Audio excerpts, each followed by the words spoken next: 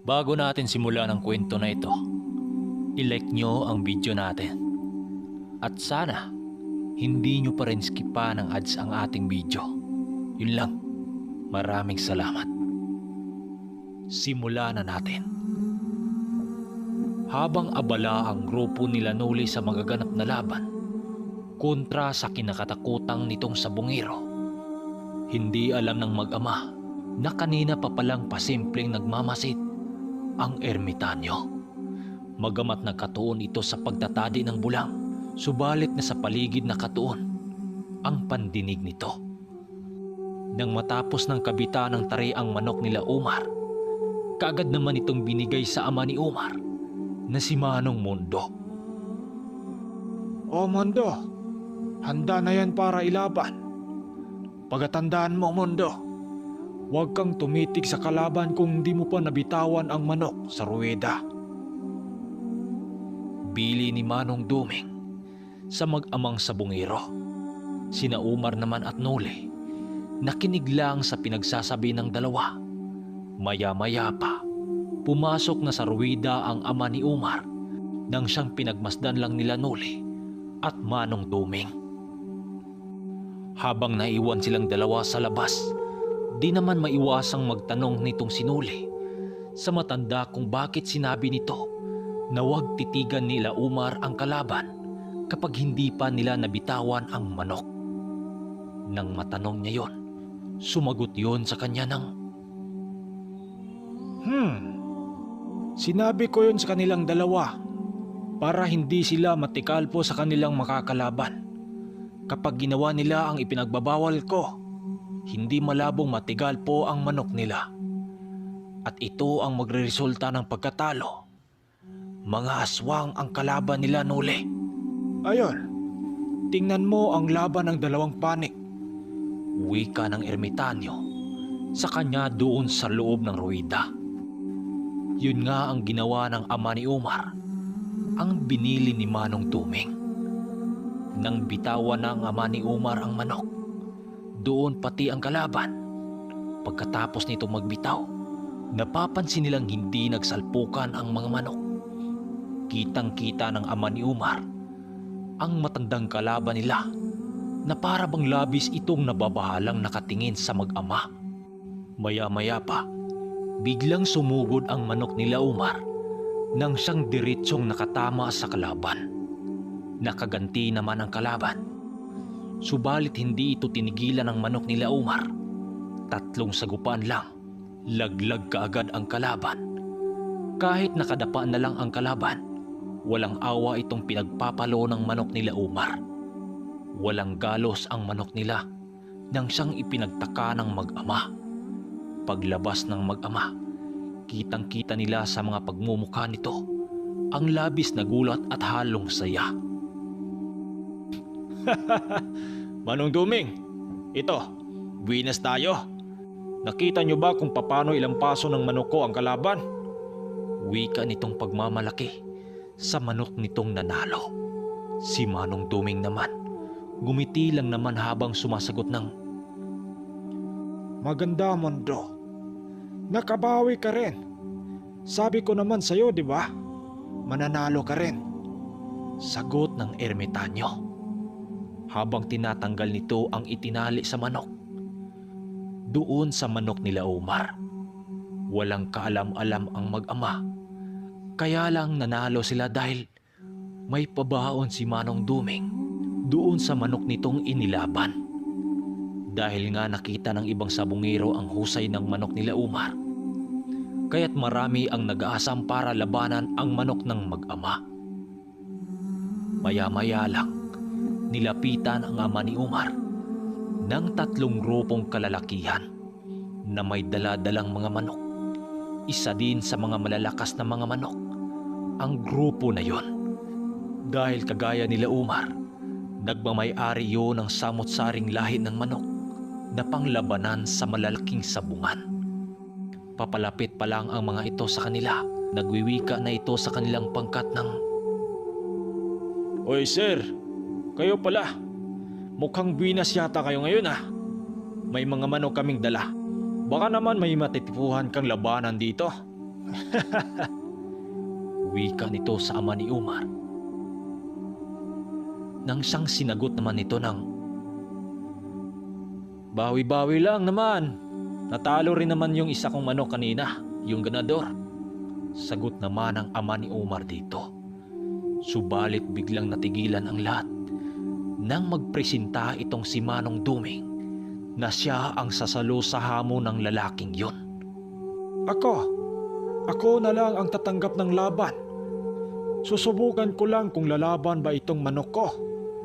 Wika nito habang kinukuha ang manok na hawak ni Nuli. Dahil sa sinabi nito, napatitig naman kay Manong Duming ang lahat ng lalaking kasama ng pangkat na yon. Aba, sigurado ka ba, Manoy? Nalalaban ka? Baka ilang paso lang tong manok mo. Mukhang pangkatay pa naman. Sir Mundo, kasamahan niyo ba itong matanda na to? Mukhang nahibang yata. Wika nitong pangmaliliit. Nagpipigilang si Nuli noon dahil sa pambabastos ng pangkat na yon doon sa kanyang maestro. Nakita nito ang reaksyon ni Nuli. Binulungan niya ito ng, Kalma ka lang, Noli. Di ba sabong lang ang punta natin dito? Kaya magsasabong lang tayo. wika nito kay Nuli. Dahil sa mga sinasabi ng pangkat na yon, lumapit ang ama ni Umar kay Manong Duming at nagwiwika ng, Manong, huwag sila ang labanan niyo. Yung manok ko nga hirap, Yung sayo pa kaya? Huwag kang mag-alala, Manong. Magpakuha ako ng mga tandang sa bahay at ibibigay ko yun sa'yo. Para naman mailalaban nyo. Sagot naman dito ng ama ni Umar na alam naman ni Nuli na hindi nito alam ang abilidad ng matanda. Kausap pa rin nila Umar ang pangkat hanggang sa kinausap itong si Manong Duming sa isa sa mga kasama ng pangkat na yon. Manong, sigurado ka ba na ilalaban mo yung manok mo? Kung ganon, pwede bang itong sa akin na lang? Wika ng binatilyo na may hawak na 3 bayong na may naglalaman na manok. Napangiti lang naman ang matanda noon habang sumasagot ng, Sige, para naman makauwi na kami doon sa bundok. Pinapili sila ng binata sa 3 nitong manok kung saan ang natipuhan ng matanda na lalabanan. Nang magkasundo na ang 2 panig, kagad na yung pansamantalang umalis para magkakabit ng tari. Sila Nuli at Manong Duming naman, pumunta sila sa isang sulok para doon magsisimulang magkabit ng bulang. Habang kinakabitan ng matanda ang manok ng tari, hindi naman mapakali ang ama ni Umar habang nagsasalita ng, Mano Duming, ito na lang ho ang ipamumusta nyo. Sabay abot nito ng pera para gagamitin sa sugal. Hindi na, Mundo. Ito na, si Nuli ang bahala. Sa kanya itong manok. Kaya naman siya ang bahala sa pusta. Sagot naman itong si Manong Duming. Kaya't hinayaan na lang sila ng mag-ama at pumasok na sa ruwida. Ang pumasok sa loob, sina Nuli at si Umar. Habang si Manong Duming at ang ama ni Umar, nasa labas lang yon at nakikinood. Medyo natagalan pa ang laban na yon dahil tinambakan ng pusta ang kalaban. Panay pa ang pagtatawag ng panig ng kalaban. May pupusta ba sa panig kila Nuli? Subalit sa kasamang palad, wala. Maging sa labas ng sabungan, wala silang naririnig. Hanggang sa sumigaw ang kalaban na kung tawagin ay tinunga. Ang tinunga ay hango sa salitang Bisaya na kung tawagin sa Tagalog ay dublado yata. Halimbawa, 100 ang pusta mo. Tapos ang kalaban, 200. Napakalalim na yan. Walang nagawa ang ama ni Umar kundi ikarga ang panalo nila sa manok para tanggapin ang pusta ng kalaban. Bukod sa dihado ang manok nila Noli, nasa biya pa yon. Naghiyawan ang mga tao sa paligid na para bang alam na nila na talo na ang panig nila Noli. Subalit hindi ganon ang nangyari. Dahil sa naging laban na yon, sumigaw ang ama ni Umar na bahagya daw ilayo ang kanilang manok sa paglapag nito dahil mga Amerikano ang manok ng kalaban. Paglapag ng manok nila Noli, kaagad itong sumugod na papalipad sa kalaban nang siyang hindi napapansin ng kalaban. Tinamaan kaagad ang kalaban doon sa likuran dahil kitang-kita nila ang dugong dumaloy doon. Nang makita ng mga tao yon, lalong nadagdagan ang ingay ng sabungan. Nang makitang gumagapang na lang ang kalaban, kaagad itong binuhat ng taga-karyo para maabutan na buhay ang kalaban. Subalit wala na. Wala nang buhay ang kalaban. Nang siyang halos hindi mapaniwalaan ng mga tao doon, gulat na gulat ang ama ng Umar at mundo dahil sa kanilang nasaksiyan. Tila ba hindi manok na Bisaya ang hawak nila Noli? Biruin nyo, 2 palo lang ang kalaban, napapagapang kaagad yon. Dahil sa naganap, ang laking perang natanggap ng ama ni Umar. Dahil naging dublado ang laban. Matapos noon, halos dinumog ng mga tao sina Noli at sila Umar para pagmasdan ang dala nitong manok. Sila Manong Duming naman, nakaupo lang yon sa isang sulok habang nag-uusap. Maya-maya pa, lumapit sila Noli at si Umar at nagwiwika ng, "Manong Duming, isa pang laban? Walang galos itong manok nyo kaya pwede pa tong ilaban." Wika ni Umar na kaibigan ni Noli. Dahil sa sinabi nito, napasagot naman ang ermitanyo ng, Kayo bahala. Basta sa inyo ang pusta. sagot naman ng matanda doon kila Umar at Noli. Madali namang nakahanap ng makalaban sila Noli dahil halos sila lagi ang niyaya ng mga tao doon. Muling ikinabit ni Manong Duming ang tanga nilang bertod doon sa manok nilang ilalaban. Ang naging kalaban nila kanina, doon sa kanila pumusta sa hindi malamang dahilan. May naririnig pa silang bulong-bulungan noon sa katagang. "Pagkakataon na natin to, pre. Buwinas ata tong pangkat na to Wika ng isang lalaki na sa malapit lang nila Noli, na alam naman nilang dalawa na sila ang tinutukoy ng mga ito. Nang matapos ng kabitan ng bulang ang mga manok, sina Noli at Umar muling pumasok doon sa ruwida. Bago pa man bibitawan ang manok, marami ng pangkontrang ginawa ang kalaban. Andun yung paghagis ng asin, paghagis ng sangang kahoy, hinilamusan ng tubig ang mga manok nang siyang hinayaan lang nila Noli. Dahil sa isip-isip nila, baka partiyo ng ritual. Subalit ayon pa kay Manong Duming, magagawa lang masumpa ang kanilang karga kapag may makahula sa birtud nilang tangan. Pagbitaw ng manok nilang dalawa, sumabay din ang kalaban. Nang siyang muling nagsangkaan ang mga manok, sinuli noon. Pagbitaw niya sa kanya, kaagad yung tumalikod at gumilid ng sabungan. Pinagbastan lang nila ang magaganap sa laban na yon. Hanggang sa nagsabayan ng paluan sa ere ang 2 manok. At nung bumagsak yun sa lupa, hindi na nakatayo ang kalaban. Nagtatatalon-talon si Umar sa loob ng ruwida na animoy nasiraan niya yun ng bait. Kaagad itinaas ng sentensyador ang kanilang manok dahil sila nga ang nanalo. Habang kinukuha ni Noli ang kanyang manok, nakarinig siya ng isang salita na sa salitang Bisaya. Naguroy mga dagoning mga tawana, kay di man madutlan ang kanilang Na kung tawagin sa Tagalog naman, meron sigurong anting-anting ang mga taong ito. hindi tinatablan ang kanilang mga manok.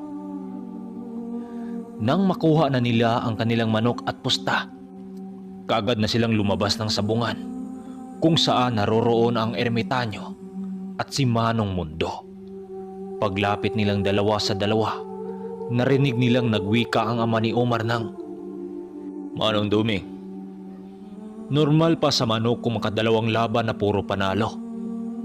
Pero kung aabot tayo sa 3-4, tapos sa isang araw lang, aba, hindi na yata manok itong daladala nyo."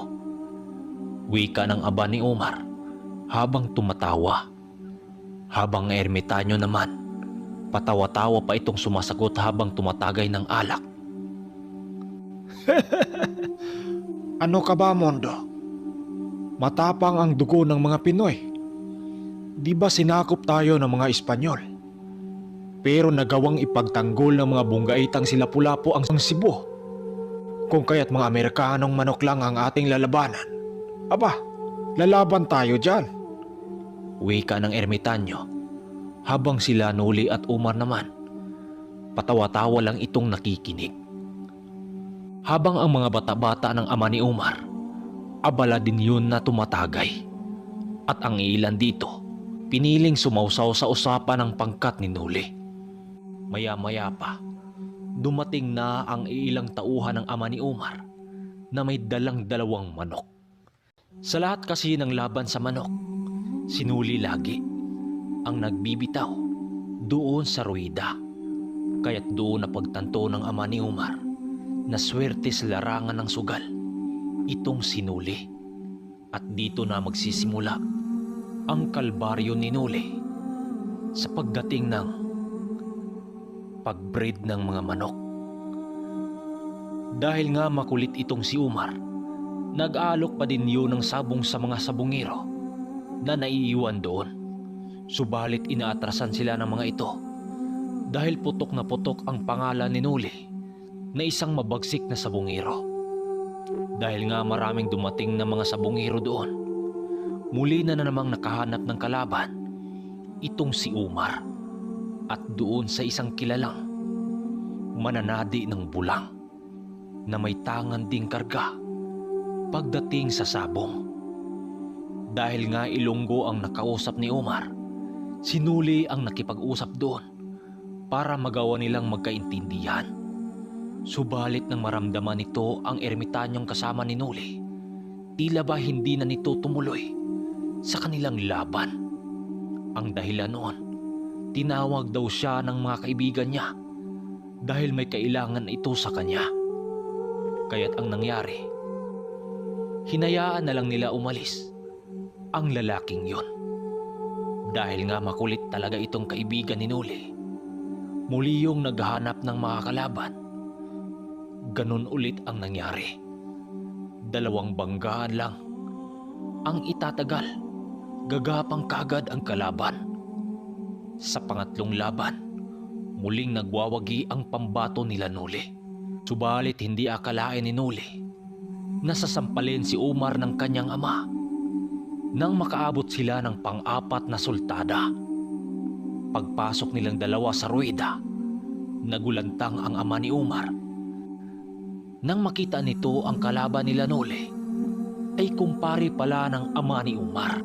Nagsisisigaw ang ama ni Omar doon sa labas ng sabungan. Naiatras daw ang laban, subalit huli na ang lahat dahil nabitawan na ang manok doon sa labanan. Kitang-kita ng ama ni Omar kung paano paglaruan sa ruwida ang manok ng kanyang kumpare. Nanalo naman ang pang-4 nilang sultada at biruin nyo, iisang manok lang ang kanilang gamit at nanalo yun ng pang-4. Grabing saya ng dalawa, sina Noli at Omar dahil sa naganap. Paglabas ng dalawa sa sabungan, sinalubong sila. "Omar, sumunod ka nga sa akin. Mag-uusap tayo." Sabay hila nito kay Omar doon sa malaking bato. Hindi na naririnig nila Noli ang pinag-usapan ng mag-ama. Sinampal si Omar doon sa may likod ng bato. Dahil doon, nagyaya na ang ama ni Omar na uwi na sila dahil sumapit na ang 4:00 ng hapon. Pagdating nila ang apat sa bahay ng mag-ama, tinanong ni Nuli itong si Umar kung ano ang dahilan kung bakit siya pinagalitan ng kanyang ama. Ayon dito, pinagalitan siya ng kanyang ama dahil ba naman pati kumpare ng ama niya nilabanan nila ng sabong. Okay lang naman kung sinuli lang ang nakita nito, pero dahil sa kakulitan nitong si Umar, ayon, nasampal siya ng kanyang ama. 4 na manok din ang kanilang bihag sa araw na yon. Kaya matik, malaking salapi din ang kanilang nahahagap doon sa araw na yon. Takang-taka ang mga tao doon sa lugar nila Umar dahil sa pinakitang abilidad nila Nuli at ni Ermitanyong Duming. Ang sabi lang nila sa mga ito, nagkataon lang daw sa araw na yon na swerte ang manok nilang dala. Subalit mariin itong hindi pinaniniwalaan ng ibang nakasaksi doon sa sabungan dahil mga magagandang manok ang pinagbagsak ng dalawa. Maraming nagbigay sa kanila ng mga balato dahil malaki ang pusta nito doon sa manok nila Nuli. Subalit hindi ito tinatanggap ni Manong Duming dahil para sa kanya, hindi niya kailangan ng maraming pera para mabubuhay sa ibabaw ng mundo. Kaya naman itong si Nuli ang tumatanggap ng biyaya na binibigay ng mga ito. Napakasaya nila ng gabing yon dahil sa bukod sa mga handa nilang pulutan, marami din silang bihag na manok na niluluto din. Ang ganap ng gabing yon, puro inuman, sayawan, at sa malamang, ang pinag-usapan nila Nuli at Umar patungkol sa manok. Dahil nga halos mga barkada nila Umar ay puro sabungero. Kaya naman itong si Nuli, naaliw na din sa kanilang usapan dahil mahilig din itong si Nuli sa mga usapang manok. Sila Manong Duming at Manong Mundo naman, abala din sila sa kanilang usapan patungkol sa mga lihim na aral at sa mga nilalang na hindi pa nasilayan ng mga ordinaryong mga tao.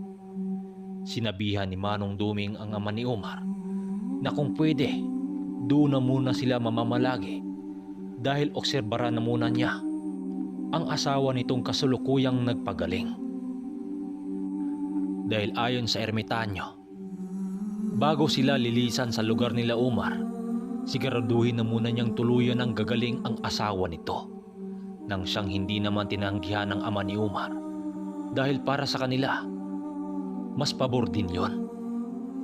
Habang nag-uusap-usap sila Nuli at Umar doon sa mga barkada nito, sila Manong Duming naman palagi yung nakabantay sa ina ni Umar na kasalukuyang nagpapagaling. Hanggang sa lumapit sa kanilang grupo, sila Manong Duming at Manong Mundo. Nang medyo malasing na ang pangkat nila Umar pati ang ama nito, doon na nagkwento ang ama ni Umar patungkol sa buhay nito kung bakit siya binansagang isang doktor na sabungero. Ayon dito, noong binata pa ang ama ni Umar, tira ang pamilya nila doon sa La Libertad, Calatrava. Dahil nga palagi sa bahay ng lulong sabungero itong si Manong Mundo, kaya't katagalan itong pagsasama sa sabungan ng kanyang lulo kalaunan, nahilig na rin siya sa mga manok. Subalit ang hilig niyang yon nang siyang tinutulan ng kanyang mga magulang bago pa siya malulong sa ganitong larangan. Ang mga magulang pala nitong si Manong Mundo, masasabi mong may mga kaya ito.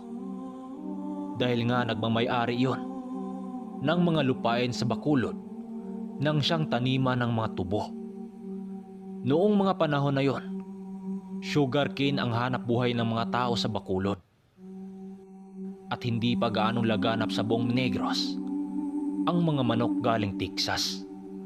Kaya't ang makikita mong mga manok sa sabungan, puro Bisaya o Tagaloging manok. Subalit hindi akalain ng mga magulang ni Manong Mundo ang yaman nilang mga lupain ay mapapasakamay ng gobyerno. Dahil nga sugarcane ang isa sa pinakinabubuhayan ng mga tao doon, kaya biglang nawala. Kaya ang dating mga hasyendero ng Bacolod, naghahanap yun ng paraan para pamalit ng nawalang yaman. At doon na pag-isipan ng mga taga doon ay ang pag-breed ng mga manok na galing ibang bansa. Pero hindi basta-bastang mga manok, dahil ito ang mga American game fowl na ginagamit sa mga sabungan. Napakamahal ng ganitong manok noon sa Pilipinas, dahil tanging mga mayayaman lang ang may kakayahang makapunta ng ibang bansa, at sila lang din ang may kakayahang mag-import ng mga manok papuntang Pilipinas. Ayon pa kay Manong Mundo, nasa binata pa siya ng mga panahon na ito, dahil nga tutol ang kanyang mga magulang na maging isa lang siyang sabungero, kaya't ipinadala siya sa lugar ng Cebu ng kanyang mga magulang doon sa kanyang tiyahin para doon mag-aaral, at doon siya nagtapos ng pag-aaral at kalaunan naging isa siyang doktor sa bansang Amerika. Pero ayon pa sa kanya, magamat isa na siyang ganap na doktor doon sa bansa na yon, tila ba nakatadhana talaga sa kanya ang mga bagay na minsan niyang iniwan.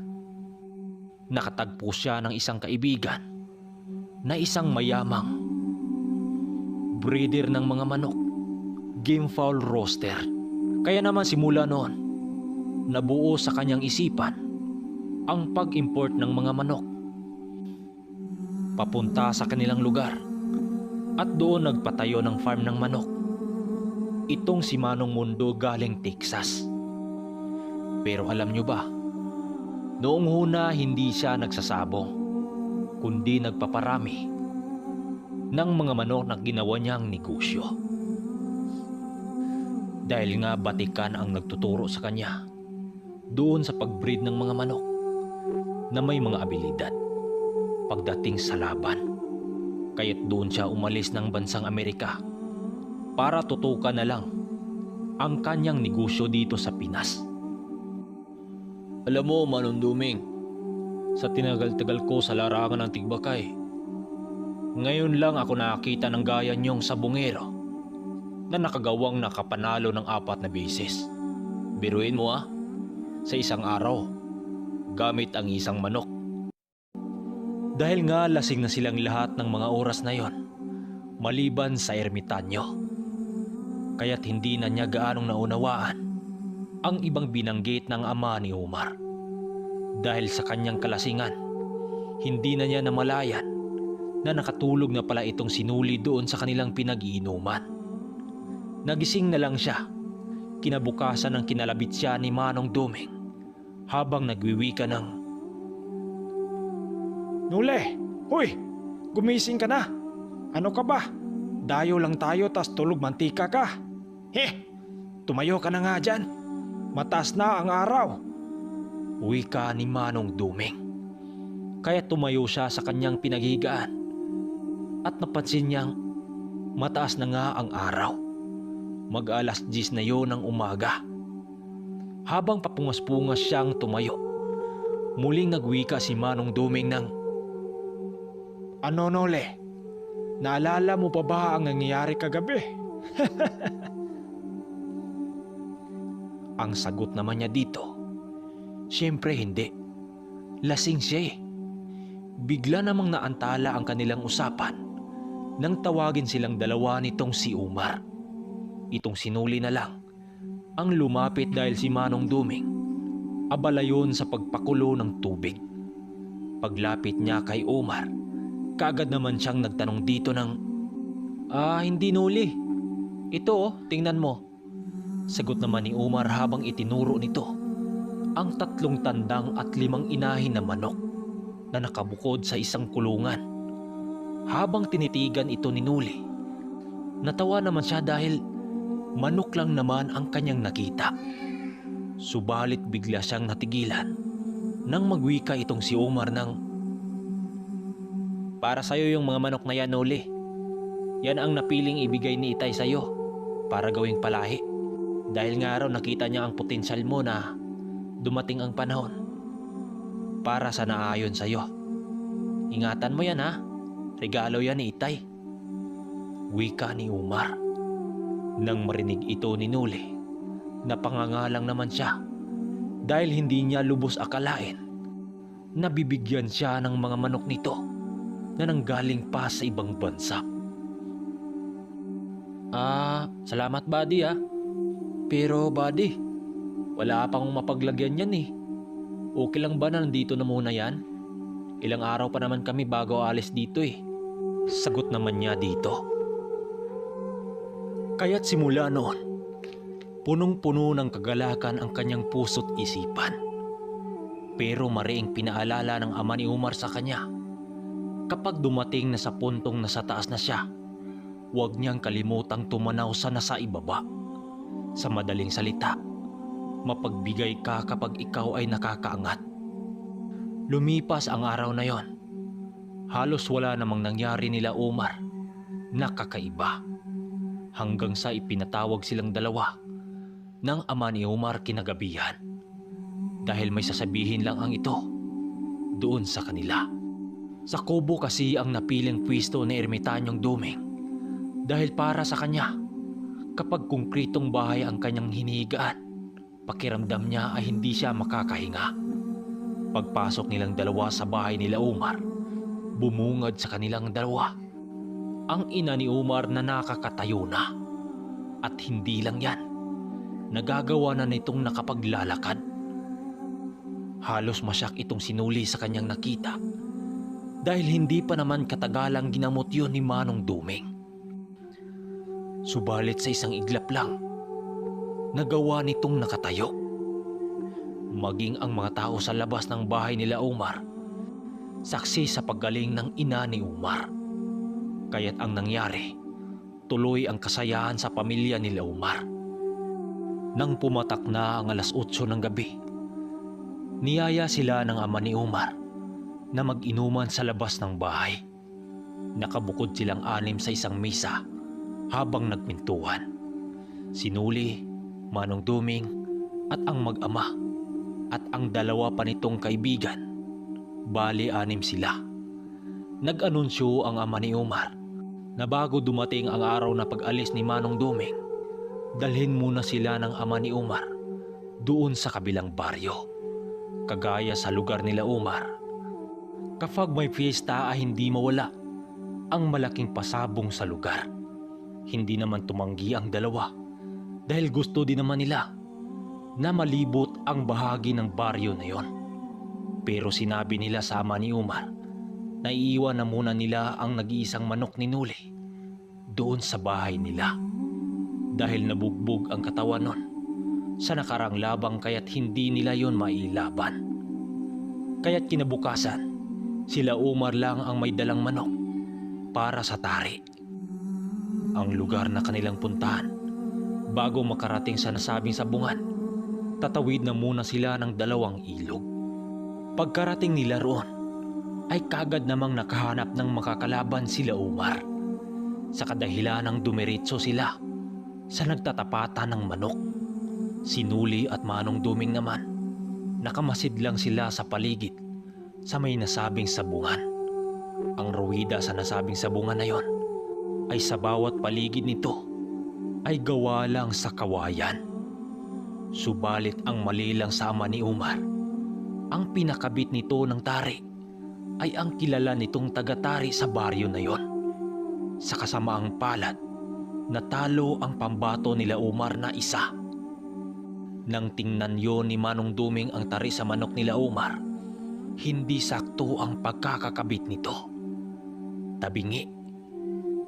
Kaya't napasabi ito ng, Manda, mananari nga ba ng manok yung kinuha mong tao kanina? Mukhang nadali ka yata. wika ni Manong Duming.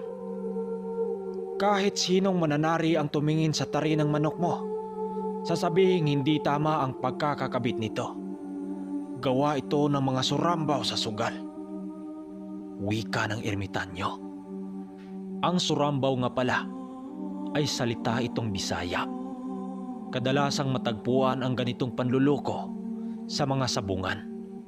Kunyari ang taong nakuha mong tagatari ay panig sa kalaban, siyempre, hindi nito ayusin ang tari nitong ikinabit sa iyo. Kaya matik, talo ka. Kahit magaling pa ang manok mo, kung makaengkwentro ka ng ganitong tao, ay walang silbi ang manok mo. Balik tayo sa kwento. Duda ko nakapusta sa kalaban ang taong kinukuha mo, Mundo. Pagkatandaan mo sa sugal, ay para-paraan yan. At hindi lang yan, may mutya ang kalaban mo na kontramalas. Nang marinig yun ng ama ni Umar, napatawan naman yun habang sumasagot ng, Naniniwala pala kayo sa mga ganun, Manong. Ang sabi ng iba hindi raw yan totoo.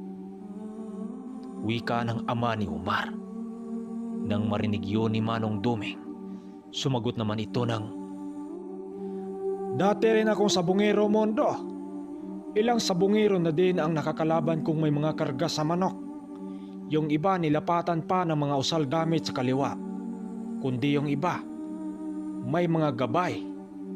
Kundi yung iba naman, may mga gabay na engkanto. Totoo sila, Mondo. wika ng ermitanyo. Nang marinig yun ng ama ni Umar, napatahimik lang naman ito habang malalim na nag-iisip. Doon na kumbinsi ang ama ni Umar na totoo ang sinabi ng ermitanyo.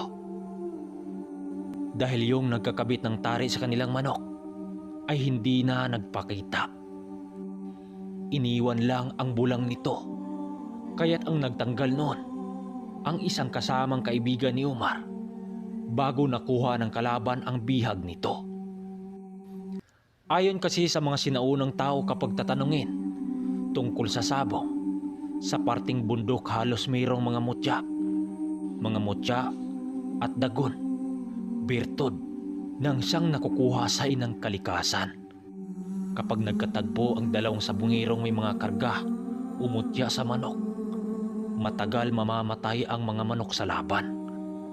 Dahil mayroon yung mga kabal at kunat ng katawan na taglay nito. Subalit lahat ng mutya ay mayroong pangontra kapag alam mo kung ano ang taglay ng kalaban. Pero Manong Duming, kung totoo ang mga sinasabi mo, kaya mo bang tapatan ang ganong kakayahan? Wika ng ama ni Umar. Nang marinig nila yon, tumingin si Manong Duming doon kay Nuli. Maya-maya lang, nang makahanap na ng kalaban sila Umar, ipinaubaya na nila kay Manong Duming ang pagkakabit ng tari. Ang ginamit nilang bulang ay ang bulang sa kaibigan ni Umar na dala-dala nito. Tanging bulang lang ang hiniram ni ermitanyo. Dahil mayroon naman itong pangtali itong si Manong Duming o sasapi ng bulang.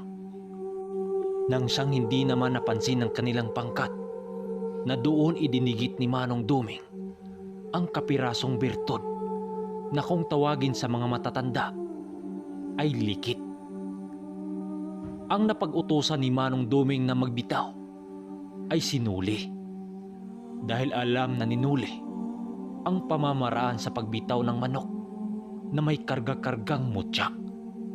Nang maghudyat na ang taga-karyo, nabibitawan na ang mga manok, kaagad binitawan ni Nuli ang hawak niya. 2 waklit lang, pasuray-suray kaagad ang kalaban nito nang siyang ikinagulat ng lahat. Hindi kaagad nadampot ng taga-karyo ang manok nila Nuli dahil animoy nagwawala yon sa ruwida. Napailing-iling na lang ang kalaban nila habang nanlilisik ang mga matang nakatitig kay Nuli. Tuwang-tuwa ang pangkat nila Nuli, maliban lang sa kanya na pinawisan ng malamig sa sindak ng titig ng kalabang matanda. Paglabas niya ng ruwida, kaagad kinuha ng pangkat ni Umar ang magiging bihag nilang manok.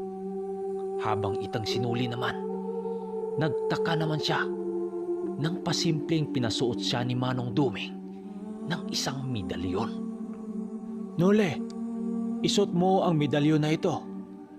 Wika nito sa kanya nang madali naman niyang naunawaan.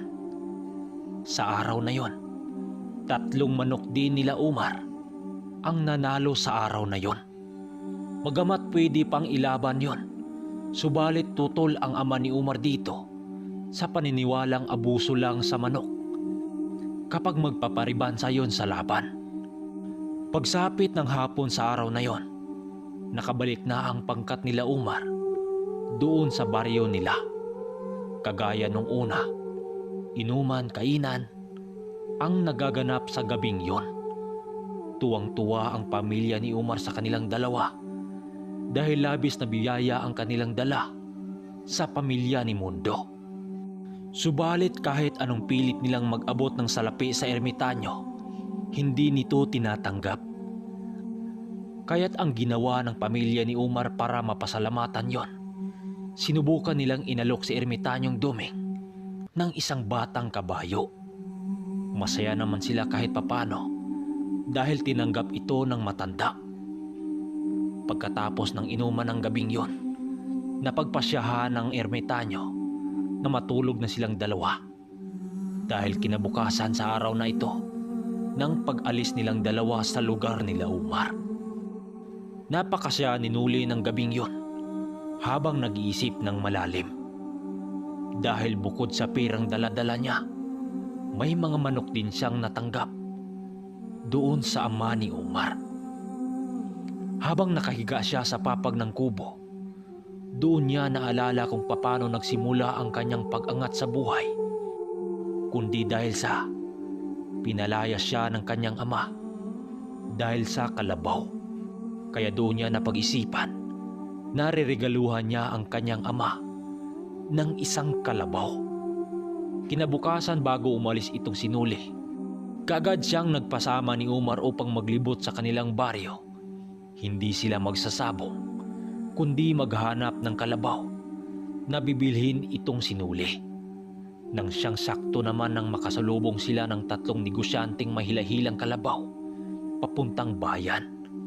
Para hindi na aabot sa bayan ang isa sa mga ito, nagpresenta itong sinuli na bilhin ang isa nitong kalabaw nang siyang angkop para sa umahan ng ama ni Nuli. Babaeng dumalagang kalabaw ang kanyang nabili.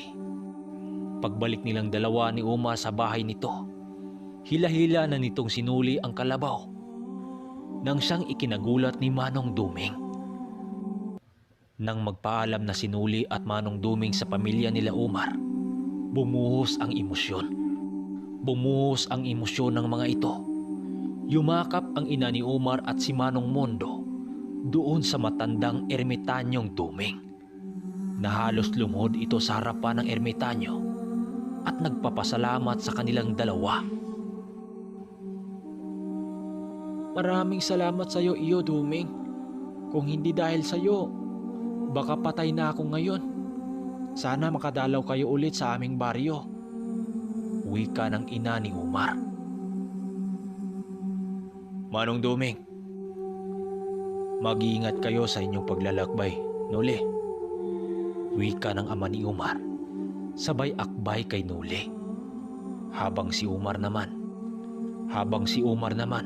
ibinigay kay Nuli na nakasilid sa mga karton. Dahil nga nakabili itong sinuli ng isang kalabaw, kaya't dali-dali din naman siyang ginawa ng kangga para doon na lang niya ilagay ang mga natanggap niyang mga manok. Habang papalis silang dalawa sa bakuran ng pamilyang yon, may habilin ang ermitanyo sa ama ni Umar. Mondo, alis na kami. Pero huwag kang mag-alala. Kagaya ng sanlibutan, umiikot ito. Kaya't may panahon din na magkatagpo din ang ating landas. Muli, maraming salamat sa inyong mainit na pagtanggap sa amin.